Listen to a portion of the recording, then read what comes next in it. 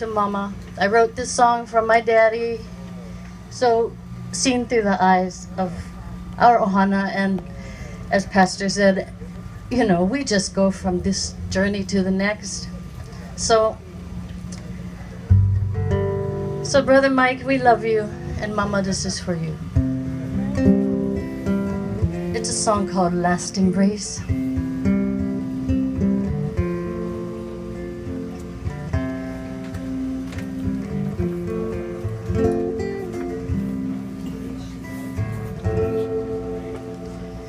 Words, they slip away, can't seem to say just how I feel inside. All I can recall, all I seem to hear,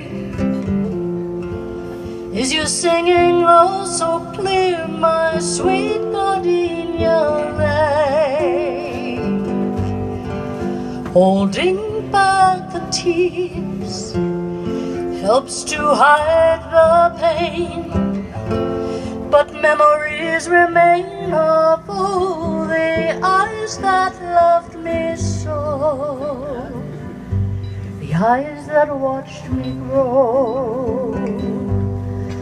One last embrace, one final ember, another chance to dream on how life used to be, until the day when face to face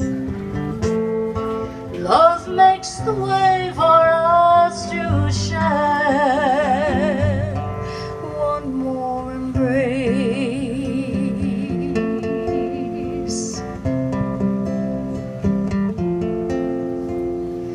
You will live in this heart, like rivers apart we'll wander surely to the sea, and I'll keep a picture of this time, and time will tell, and so forever hold the things we've known so well.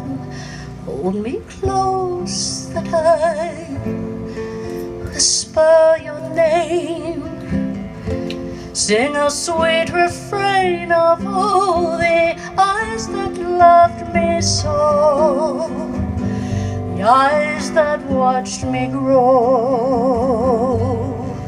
One last embrace, one final ember, another chance to dream on how life used to be, until the day when face to face love makes the way for us to share one more embrace, one sweet embrace, one more embrace.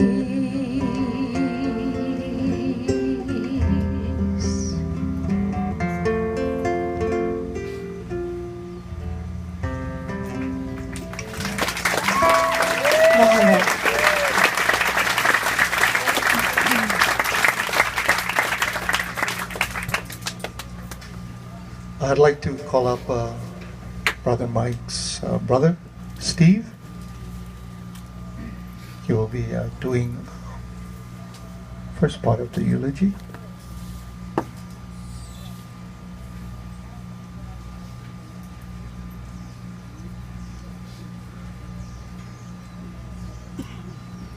Pastor Lonnie, thank you very much for sharing of your love and wisdom with Mike Sohana. Please allow me to say a few words.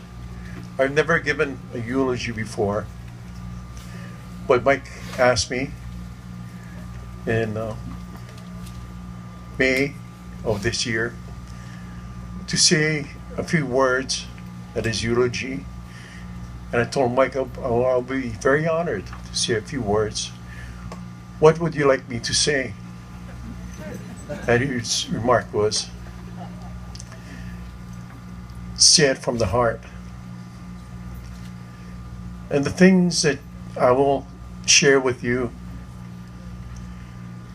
comes from the heart, comes from the frequency and vibration and energy of love, respect, admiration,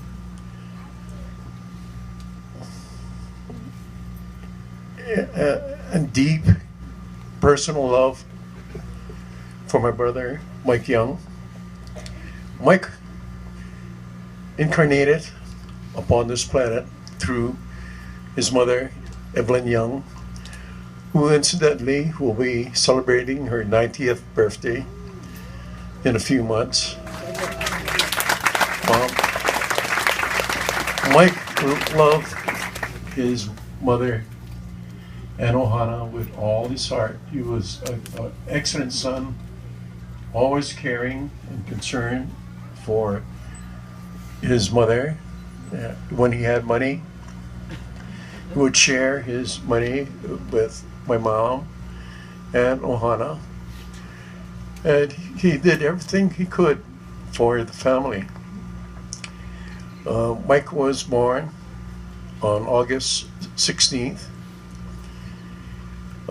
He's 5 years younger than I am, and he passed away recently on September 25th of this year at 7:40 in the morning. Before Mike passed, I shared with him my views on life after death, etc. You know, I'm not a reverend or pastor. I spent my career in law enforcement. I specialize in criminal investigations. I also delve into the investigation of paranormal phenomena, spiritual phenomena. The question that Job uttered 2,000 years ago, if a man dies, shall he live again? That thought absorbed me. It was so thought-provoking that outside of my police career, I pursued. I wanted to know what the answer to Job's question. If a man dies, shall he live again? And I want to share with you a spiritual side of Mike. A spiritual side, an esoteric side, a metaphysical side of Mike, wanting to explore this vast cosmic universe of God. He wanted to know the answers to the questions, who am I? Where do I come from? Where am I going? What is the meaning of life? And I told Mike, I share with Mike my findings on what happens when a person goes through the death experience. As the physical senses dim, the spiritual senses awakens. And I told Mike, when you pass from your body, it will be a painless, exhilarating experience. You need not fear the death experience. It is a beautiful journey. It represents the ending of one journey, the journey in the physical body, and a new journey, a spiritual rebirth into God's many mansions. As the physical senses dim, my beloved brother, your spiritual sight will awaken. Your spiritual hearing will awaken. You will float out of your body and look back at your body and realize it's just a body of clay. You will look at your hands and feet and tell yourself, I am alive. I continue to live beyond the post-mortem experience, the experience of death. Death claims me not. I continue to live. I said, Mike, you will have to learn to speak without moving your lips and to move without moving your feet. As you enter this spiritual journey, out of the midst of a blue cloud will appear faces and personages that you've known, and personages in white raiment that you never met before. But among those faces, you will see is our beloved grandmother, our beloved Hawaiian grandmother, who taught us many things. She was a devout Christian, but she held on to her Hawaiian roots, her Hawaiian spiritual knowledge that she shared with Michael. And she told Mike, you will know when I come to visit you. You will feel my fingers running through your hair, and I will breathe the ha, the breath of your life into your nostrils. And as Mike was slowly, as his body was slowly shutting down, he reported many times that our grandmother appeared to him in his dreams and also when he was conscious and breathed the breath of life into his nostrils, recharging him on spiritual, mental, and even physical levels. Her spirit returned to him, and he knew without a doubt that life continues beyond the grave. He knew that we are all souls that temporarily inhabit a physical body, and that education on earth, the education in this lifetime, is for us to conquer our personal struggles and to enlarge our consciousness. After Mike understood Job's question, I then asked him, what happens next? What are the two most important questions that a person going through the death experience asks? He pondered and then answered, and I told him, those two important questions on your deathbed will be, am I loved? And number two, have I loved well? And Mike knew the answer. He didn't need to respond. It is very evident that Mike loved well. This is the evidence right here. He loved all of you. He was more concerned about each one of you more than he was of his own self. He was more concerned about my mom and family, also concerned about me, my welfare, than he cared for himself. His two greatest joys were his beloved sons, Elijah and Kuhio. And at this time, I would like to thank Elijah and his beautiful wife for being excellent caregivers who went beyond the call to duty, and they sacrificed, they left their jobs on the Big Island to be with Mike.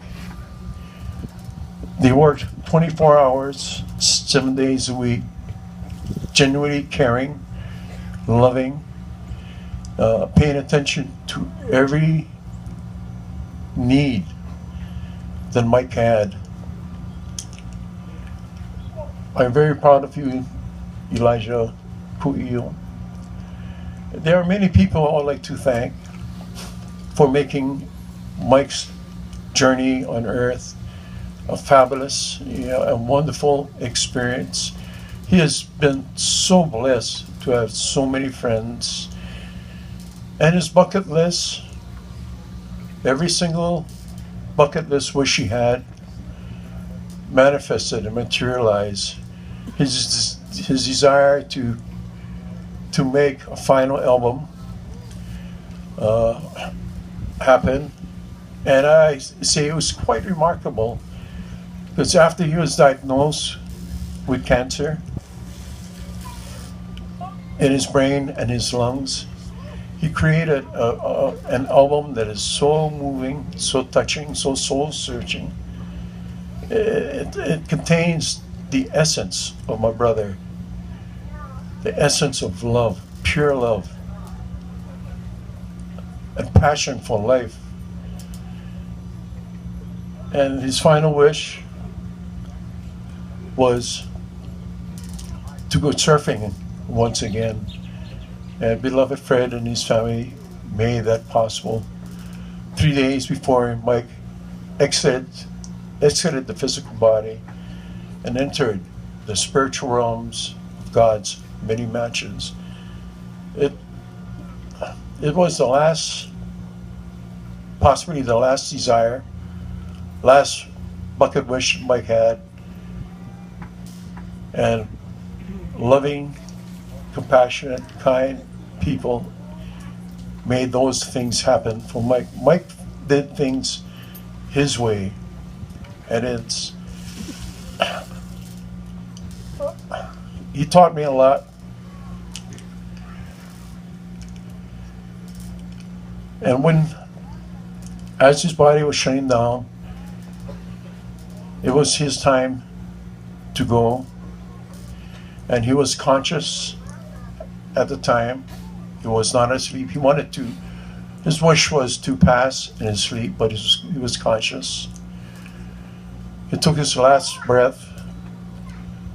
I wasn't there, but Elijah reported to me that Mike passed peacefully, very peacefully, and he had a smile on his face. Immediately, I knew what happened. If Mike could have talked at that time, he would have said, "My God, there's angels in white raiment around me. My God, there's my beloved grandmother. She breathes the breath of life into my nostrils. My God, death is but an illusion. We are a soul that continues to live forever." And then Mike's smile on his face to me indicated that not only was it peaceful for him, he knew that what all religions were talking about concerning life after death are true.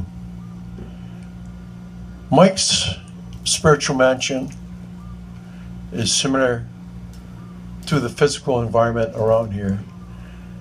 His kingdom, where he finds his happiness, would be an island similar to Kauai, where there's flowing rivers and rainbows and flowers all around, the surf and music. Mike is with us, singing in the background with the talented musicians. And if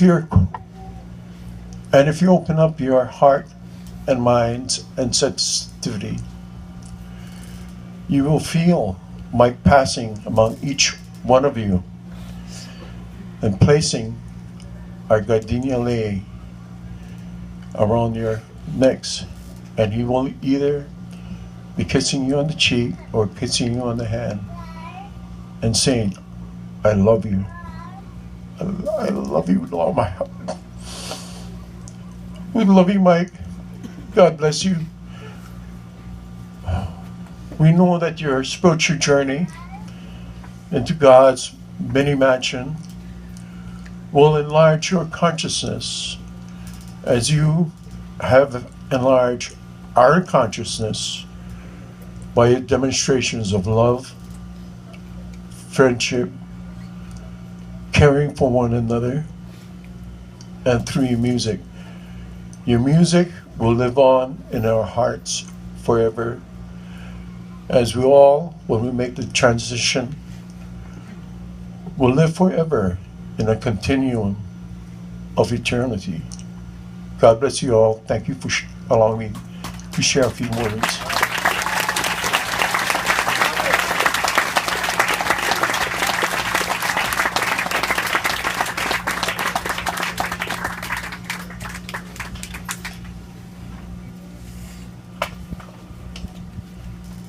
What can I say? That's a pretty hard act to follow, what just went before us, the last three people. But I do want to reach out to somebody very special today. And that's Mike's mom. You know, every time Mike used to visit her, he used to come by, he says, my mom wants some avocados. We got to take avocados. And there was never a time that he was over there. He would always pass the phone to Nanny and say, talk to Fred. And we talked for years, didn't we, Nanny? And I love you. Thank you, Fred. Thank you. But I'm sure most people in this room probably remember where they first met Mike. For me, it was 1978. I was living up in Wailua Homesteads, and a guy called me and said, hey, there's a musician from Oahu. He's got a hula dancer with him. He's really good. You should check him out. He might be a good musician. We were opening up the Valley High restaurant and Happy Talk Bar in Honolulu. So I drove into Lahui. It was an Italian restaurant. I walked in the bar, and I saw this beautiful Hawaiian lady dancing hula. So Mike got points already. One of the most beautiful ladies I've ever seen, besides Nani Marston. And but I watched him that night, and what really connected with me is how he worked the crowd. You know, he could sing that music people connected to. He could tell the jokes. And even back then in '78, it was drinks on the house. He never stopped saying that, no matter what bar he...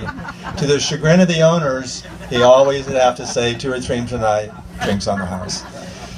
So I hired him that night. I walked back after he was done. We sat down. I said, you know, I'd love to have you come over on weekends, and we'd love to have you open up our restaurant. And the only problem I had with Mike in the restaurant was that if you can picture Mike at Valley High Restaurant playing music with the beautiful Kiala Moe from Olamana and that backdrop of Honolulu Bay with the sunsets, no one left. And we'd have to say, Mike, you got to take a break. It got so bad we only let him play one set in Valley High, and then he went over to Happy Talk, and people just kind of migrated. But he filled that bar up for a whole year that I was there with him. And some nights got pretty rowdy and a lot of fun, but Billy Hamilton and Bobo and Jumbo and those guys, they kind of kept the peace. And that was great for me because I was a young Holly boy, and I know Bobo saved my ass a couple times. And so thank you, Bobo. But when the hotel was full, he would stay at my house. And the diplomat that Mike was is that Kiala and Mike got my bedroom, and I slept on the couch. And one of the weekends, I took him down to Wailua Falls, and we hiked to the bottom, and we swam around, and we got behind the falls, and the most incredible waterfall you could ever see at Wailua, and went right through both of those falls, and a little of that third one. And he says, you know, I'm going to write a song about this. And he worked on it that afternoon. He played music. We worked that night. I came home, back on the couch, and about 3 o'clock in the morning, he woke me up, and Kiala came into the living room. He said, I finished the song, I couldn't go to sleep. And he said, the strangest thing happened when I was trying to get the words. This breeze came in off the river, Wailua, and he said, your curtain stood straight still and it wasn't that windy. And he said, all the words came to me. He goes, I want to play it for you. And Mike used to tell me he just needed a hook, one phrase of a song, and he'd get in his mind and he'd wrap all the lyrics around that song. And I think many entertainers do the same thing. And that hook was, I saw a rainbow through a waterfall. And he said, I'm going to name the song Nani o Kauai. And, 3 o'clock in the morning, it took me only about 30 seconds to really wake up. And I'd spent time in the bay with Mike surfing, and I knew he had a style that was unique. He could switch foot. Beautiful watch the way, and he was an incredible singer. I didn't know he was a songwriter. So for me, this journey from '78 was being in fun places and at my house with my kids, and Mike was continually writing songs. And I'm not going to go through all the songs. There's too many. But I'm hoping today that people will come up and say where they were when Mike wrote a song when they was hanging with them. But, this Friday, Lucky Ho'okano and I got on our one-mans, and we were finishing up, and Eddie Pratt came over, and we were talking about Mike, and we were talking about this service, and he started talking about the song that Mike wrote for his father, Uncle Merlin. And he said Mike had a lot of the words, but I can picture them being on that bench in front of Merlin's home, and they were having a couple beers, and sometime early in the morning, Eddie said that song was done. And right here in the front with Corwin is Uncle Merlin. And I know, Uncle Merlin, that Mike would a lot of people he'd want here, and you're right on the top of the list. He loved visiting you, he loved talking story, and he loved surfing Pacalas, and you still are the mayor of Pacalas. Fast forwarding through Mike's life, everyone knows that Mike spent a couple years in jail. And I didn't admire why he went, but I admired that he went. He didn't drag anyone else down with him. He manned up to it, and he spent his 2 years and he did his deal. Well, he used to call me in jail, and he says, "You're the only one who will pay for the collect call." And I know that's BS. I'm sure he called a lot of other people here, but I love talking to him because either a crazy story when he was there or really fun. But right at the end, he called me and said, I'm getting out pretty soon, and I'm coming home. And he said, I wrote a song here. Can I play it for you over the phone? And I said, sure. And it was Kauai, You Say You Love Me once again. And that lyric is, I wasn't born here, but I belong here. And Mike really belonged on Kauai. I mean, look at this crowd. He touched every one of you with a lot of aloha and love. And he touched me. And in the last number of years, I got too busy what I was doing at work, and we would talk, but we didn't see each other much. One Sunday morning about a year ago, he called me. He said, hey, you wouldn't believe it. I'm in this great suite. And I'm thinking Honolulu. I said, where? He goes, no, on Kauai. I said, really? Where? I'll come see you. He said, Wilcox Hospital. I said, what do you mean? You in an accident? He said, no. I just found out I got lung cancer and I got brain cancer. And I said, well, I'm going to come see you. He goes, heck no, I'm getting out of here. He goes, I got a friend's wedding today and I got to play for it. So he put this whole cancer issue to the side, and he got out and he went down to Poipu Beach Park and he played. And I said, Mike, if you get out, my sister's here. We got a family barbecue up at the house. Please come up. And he did. At 9 o'clock, he showed up with his guitar, walked right through my living room, out on the deck. There's about 15 of us. He sat down and he played for 3 straight hours. Never stopped. And all Mike well, Mike loves to eat. And he loves to cook. He never asked for any food. This was Mike's way of starting this whole fighting what he had. And he did it through music. And he did it up to the last time he played. He could barely walk. Someone carried his guitar. And I'm going, there's no way he's going to make this last performance. And he would sit on his stool, and he'd give that aloha smile, and he played. The last time he played for 2 hours.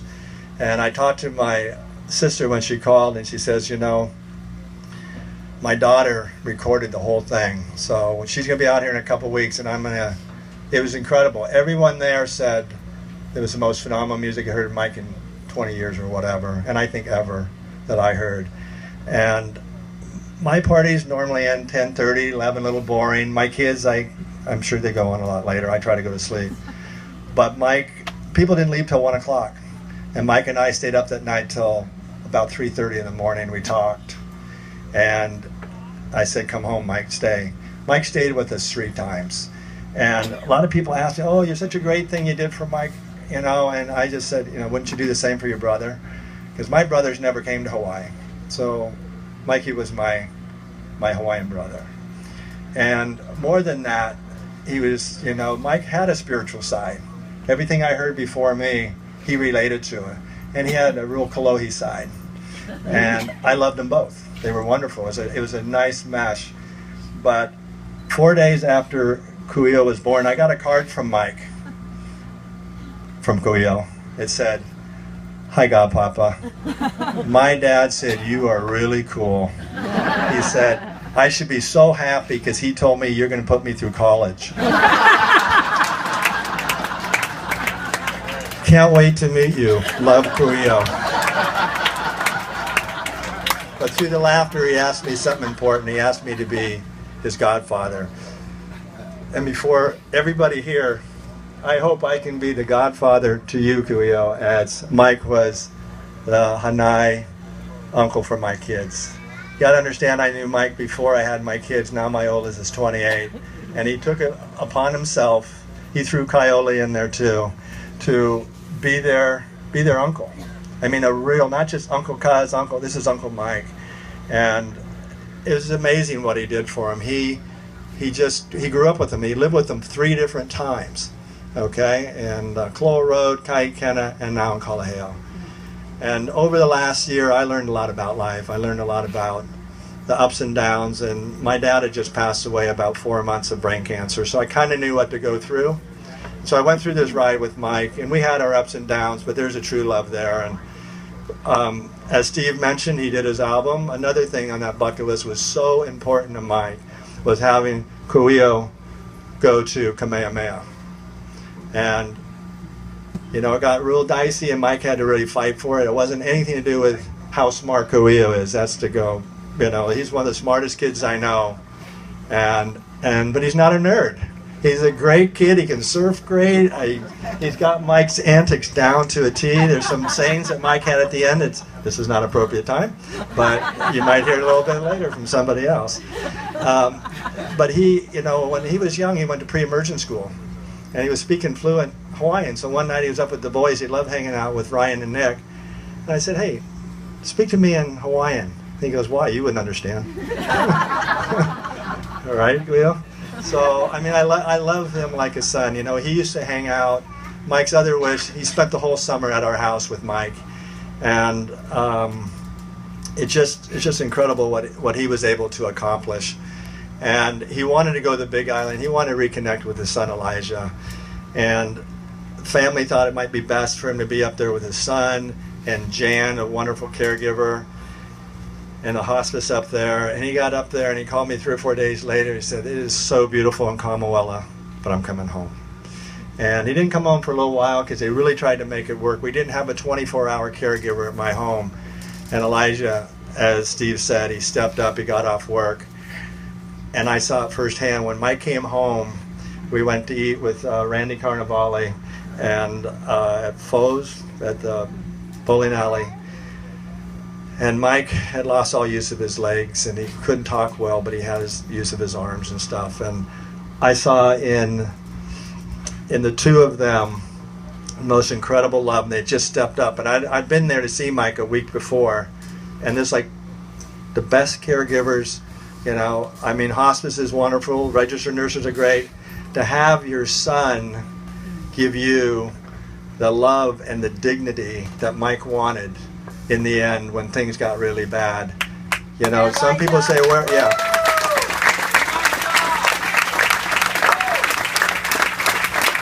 some people say, "Oh, I want to see Mike so bad," but let me tell you, they needed that time, and they bonded, and it was the best time of their lives, I believe, and it's something that they're always going to remember. And Velvet, oh my gosh, just a sweetheart, and this little girl here, she would run around the house and she kept it all level for me when things got really rough and so emotional. Hi, just smoothed it out. I'm sorry if I'm going on too long, but I'm almost done. And there were caregivers during the summer with Chrissy coming over, and Steve came over, I believe, 3 different times, and Beth and Chrissy would go and get him down to the ocean, and Mike could swim longer than anyone out there. And he didn't care if he had to crawl back in the sand. He just wanted to be home. And these shirts, The ocean is my home is so appropriate. He sang about it, he surfed it, he lived it. His Amakua is a shark, and his journey's over, but he did. I'll tell you a little more about the day at the bay, because twice he tried to get out. The first time the car broke down. The second time was my birthday, and Elijah said, we're going to get him no matter what. And he didn't make it till 3 o'clock. I don't think he woke up until 1 that day. And he got out there and he drove up right to this beautiful home that we were fortunate to have for a couple of weeks. And I talked to Bruce, the lifeguard, and he had one of those little mules, and Mike was barely even conscious, and Billy Hamilton stuck his big white grinning face in there, and he said, "Hey Mike," and Mike just lit up. And all my family was there. We got him on that mule, we got him across this grass and onto the beach, and Jim Iron's son let us use a sled, which is for the jet ski tow-ins, and Mike didn't have any use of his legs. He didn't have any use of his arms. He couldn't talk.